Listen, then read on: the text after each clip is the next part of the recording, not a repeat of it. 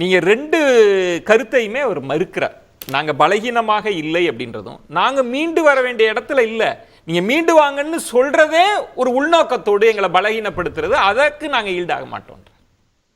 அவர் ஏதோ தகுதியை பற்றி பேசினார். என்ன தகுதின்றது வந்து டேபிள் கீழே ஊர்ந்து போய் வாங்கின பதவியெல்லாம் நாங்கள் வாங்கலை. இல்லை இல்லை, ஒரு நிமிஷம். பொங்கலூர் மணிகண்டன், நீங்கள் அளவுக்கு அதிகமாக பேசுனீங்க, நான் அமைதியாக இருந்தேன். தயவு செஞ்சு அமைதியாக இருக்கணும்.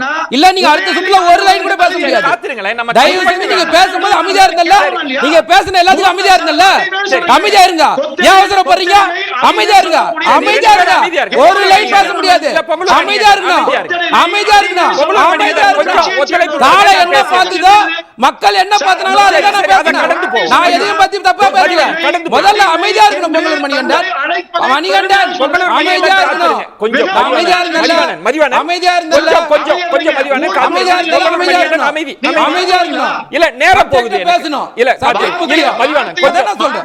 தகுதியை பத்தி அவர்தான் பேசினார். அதாவது தேர்தல் நாகரிகத்துல மக்களுக்கு என்ன தேவை, தமிழ்நாட்டு மக்களுக்கு என்ன தேவைன்றத சின்னவர் பேசுனா அதில் என்ன அர்த்தம் இருக்குன்னு புரிஞ்சு பேசணும்.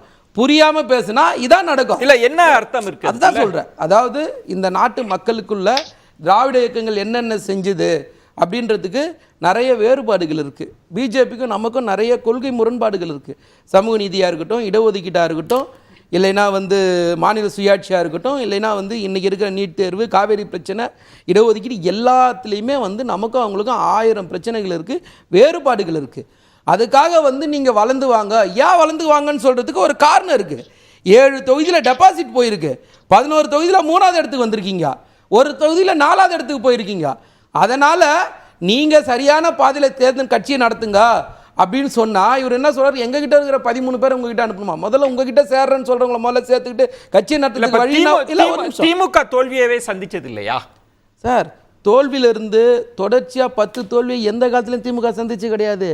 ஒரு தடவை சட்டமன்றத்தை தேர்தல் ஜெயிச்சோம்னா மாநிலத்தில் தோப்போம், மாநிலத்தில் ஜெயிச்சா நாடாளுமன்றத்தில் ஜெயிப்போம். அப்படிதான் நாங்கள் தேர்தலை சந்திச்சிருக்கோம். தொடர்ச்சியாக 10 தோல்வி. 2019 நாடாளுமன்ற தேர்தல் தோல்வி, 2021 சட்டமன்ற தேர்தல் தோல்வி, 2024 நாடாளுமன்ற தேர்தல், இடையில வருகிற ஊரக உற்சாக தேர்தலிருந்து இடைத்தேர்தலிருந்து எல்லாத்துலேயும் தோல்வி கட்சி, ஒரு தள்ளி கட்சி அது.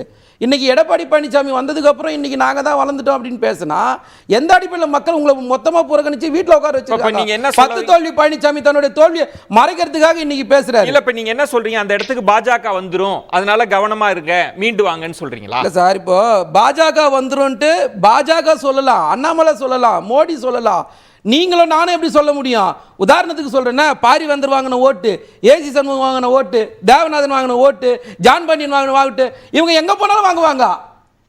அதை நீங்க உங்க சீன்ல நிக்க வச்சுட்டு இதனால வாங்குறாங்க, இதனால ஓட்டு ஏறிச்சுன்னா எதை வச்சு நம்ம சொல்றீங்க? ஏன் மீண்டு வரணும்ன்ற ஸ்டேட்மெண்ட் எதற்காக அதிமுக மீது? அதுக்கு தான் நான் சொன்னேன்ல, சமூக நீதி இதோட கொள்கை வந்து முரண்பாடு இருக்கு சார்.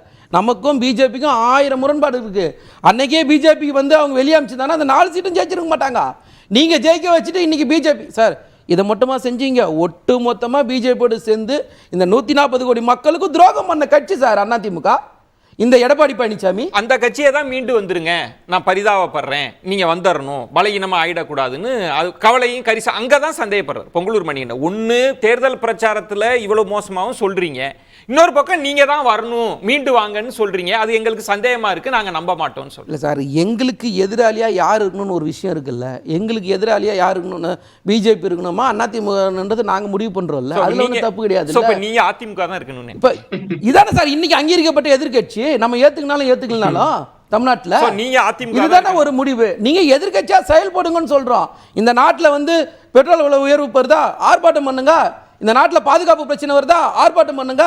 மணிப்பூர் பிரச்சனை வருதா, மோடியை பார்த்து கேள்வி கேளுங்க. இடஒதுக்கீடுக்கு பிரச்சனை வருதா, மோடியை பார்த்து கேள்வி கேளுங்கன்னு சொல்றோம். எந்த இடத்துலையும் கேள்வி கேட்கறது இல்லையா? எல்லா இடத்துலயும் சாஸ்தாங்கமா படுத்தா விட்டார் நகைச்சுவை சொல்லுவாங்களா, அந்த மாதிரி படுத்தா விட்டீங்களா? இல்ல நீங்க இப்ப நீங்க சொன்ன எல்லாமே பாஜகவை எதிர்க்க சொல்றீங்க, மத்திய அரசை இன்னும் வலிமையா எதிருங்க அப்படின்னு சொல்றீங்க. திரும்பவும் சொல்றேன், ஒன்றிய அரசுக்கும் தமிழ்நாட்டுக்கும் எக்கச்சக்க நாட்டில் நான் திரும்பவும் சொல்றேன், சமூக நீதி, இடஒதுக்கீடு, நேட்டு, காவேரி எல்லா பிரச்சனையும் நமக்கும் அவங்களுக்கும் நிறைய வேறுபாடுகள் இருக்கு. அதை எதிர்க்கிறதுக்கு நாங்க எதிர்க்கிறோம்ல, நாங்க ஆளுங்கட்சியா இருந்தாலும் எதிர்க்கோம் சார், எதிர்கட்சியா இருந்தாலும் எதிர்க்கிறோம் சார். நீங்க ஆளுங்கட்சியா இருக்கும் போது எதிர்க்கல, எதிர்க்கட்சியா இருக்கும்போது எதிர்க்கல. தயவு செஞ்சு வந்து எதிருங்கன்னு சொல்றோம். எதிர்க்க துணிவே இல்லையா உங்களுக்கு? பொங்கலூர் மணிகண்டன் அதாவது திமுக அவர் சொல்வது வந்து எதிர்முகாம்ல திராவிட கட்சியான அதிமுக தான் இருக்கணும், எதிர்கட்சியா தீவிரமா செயல்படுங்க, அதுதான் அதுல உள்ள மெசேஜ். சார் அதாவது முத்தமிழ் முருகன் மாநாடு, ஆளுநர் தேநீர் விருந்து, ராஜ்நாத் சிங் வந்து கலைஞரை பாராட்டு, இதெல்லாம் என்ன பொருள்? பாஜகவோடு படத்தை வந்தான அதிமுக சொல்லுங்க, நீங்க தயவுசெய்து திரும்பி பாருங்க. பாஜகவோடு இணக்கமாக இருந்து கொண்டு ஏமாத்துறீங்க. இந்த 4 சம்பவத்துக்கு நான் சொல்றேன். பங்களூர் மணிகண்டன், இந்த 4த்துக்கு நான் பதில் சொல்றேன். பங்களூர் மணிகண்டன் இல்ல, டீ பார்ட்டி, முத்தமிழ் முருகன் மாநாடு, ஒரு நிமிஷம் நான் சொல்றேன், நீங்க கேளுங்க, கேட்டதா உங்களுக்கு புரியும். நீங்க கேட்கவே தயாரா இல்லைன்னா நேரம் தான் வீணா போகும். நாங்க சொல்றது ஒரே கேள்விதான். இந்த எல்லா இடத்துலயும் திரும்ப சொல்லலாம் புரியுங்க, ஆளுங்கட்சியா இருந்து திமுக என்ன வேலை செய்யணுமோ செஞ்சது, எதிர்கட்சியா இருந்து என்ன வேலை செய்யணுமோ செஞ்சது. எங்களோட ஒரே கேள்வி, ஆளுங்கட்சியாவோ எதிர்கட்சியாவோ எடப்பாடி பழனிசாமி எந்த இடத்துல செயல்பட்டாரு, இதான் கேள்வி. நேரடியான ஒரு கேள்வி, இதுக்கு பதில் சொல்லுங்க. காத்திருங்க பொங்கலூர் மணிகண்டன். நிகழ்ச்சியின் இப்பகுதியை இணைந்து வழங்குவோர் V-Guard